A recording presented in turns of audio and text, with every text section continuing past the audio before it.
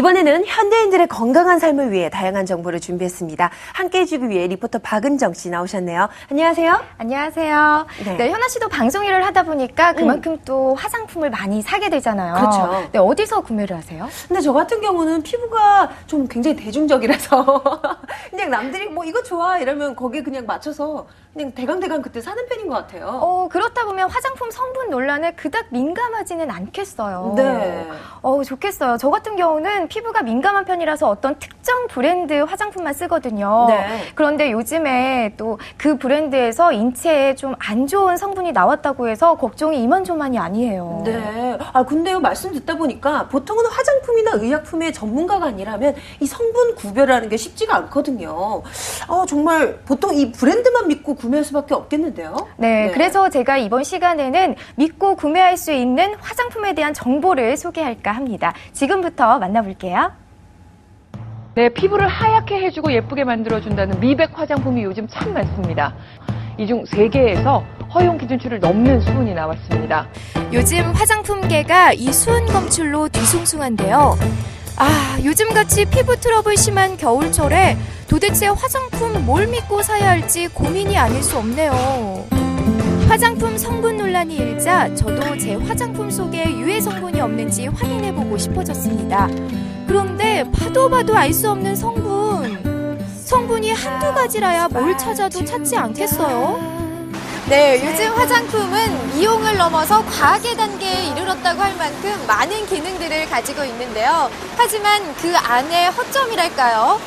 피부가 좋아지기 위해서 고가의 제품을 사용하지만 그 효과는 미비하잖아요. 그래서 어떤 제품을 선택해야 좋을지 고민하시는 분들을 위해서 제가 발벗고 나섰습니다.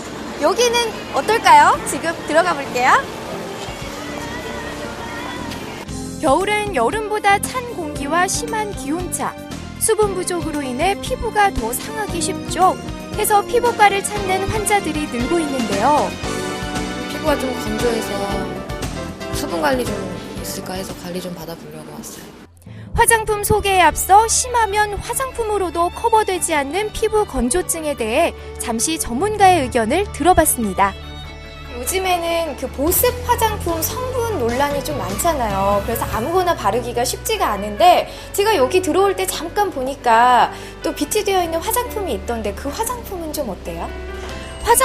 화장품 하다 보니 평상시 잘 눈에 가지 않던 피부과에 빛이 된 화장품에 눈이 갔는데요.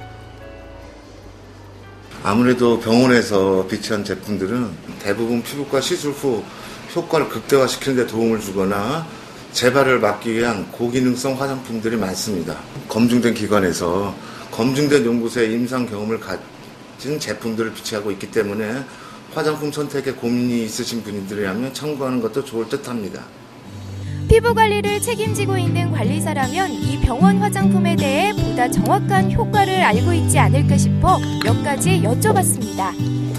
잠시만요. 이 제품 언제 사용되는 건가요? 네, 이 제품은 일반인들도 집에서 자연스럽게 사용할 수 있고 저희 관리샵에서는 이제 저희 레이저랑 겸비해서 같이 많이 사용을 할 수도 있어요. 혹시 직접 써보시기도 하셨어요? 네, 제가 써보고 직접 이제 피부 타입에 따라서 많이 건조하신 분들은 수분 쪽으로 그리고 이제 그렇지 않고 이제 트러블이 나신 분들은 이제 줄기세포 쪽으로 해서 많이 사용을 하고 있어요. 일반 시중에 많은 제품들이 또 나와 있잖아요. 네. 비교했을 때는 어떤 점이 좋은 것 같아요? 우선 이 제품은 이제 보습력을 좀 좋은 것 같아요. 그래서 단기적으로 썼을 때는 보습력이 우선 탁월하고요. 장기적으로 썼을 때 화이트닝이나 이제 안티에이징 쪽으로 이제 효과를 많이 보시는 것 같아요.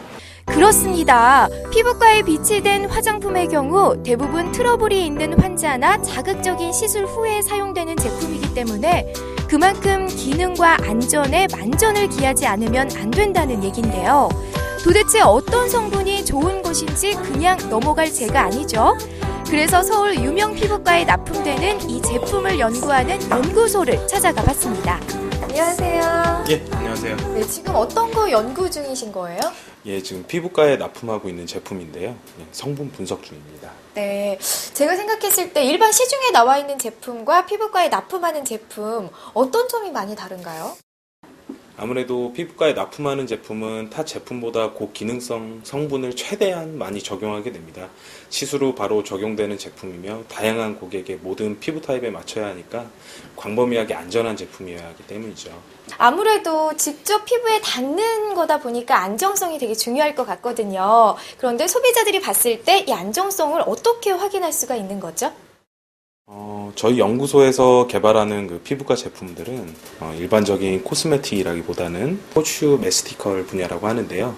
화장품과 의약품의 합성으로 다양한 임상 테스트와 전문가 테스트를 통과해서 식약청으로부터 이제 기능성 화장품 인증을 받은 믿을 수 있는 제품입니다. 국내에서는 이러한 안정성 시험의 질적 향상과 신뢰성을 높이기 위해 KGLP라는 제도를 도입하고 있는데요.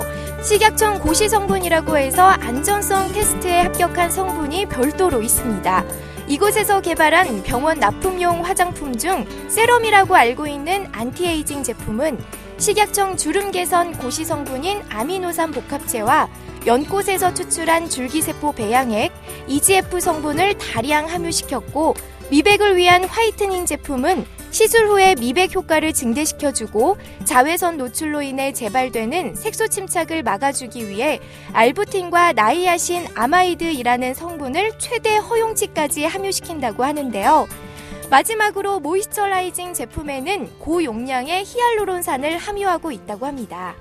이 성분이 어떤 성분인지 구체적으로 설명 좀 부탁드릴게요. 네, 알부틴과 나이아신 아마이드 성분은 식약청에서 고시한 미백 기능성 인증 원료고요. 그리고 히알루론산은 이제 입자의 수천 배의 수분을 주위로부터 이제 흡수해서 강력한 보습 효과를 나타내는 성분으로 알려져 있습니다. 여기에 이제 저희 제품은 알로에 베라잎 추출 성분과 버섯에서 추출한 강력한 보습 성분인 베타글루칸을 포함시켰는데요.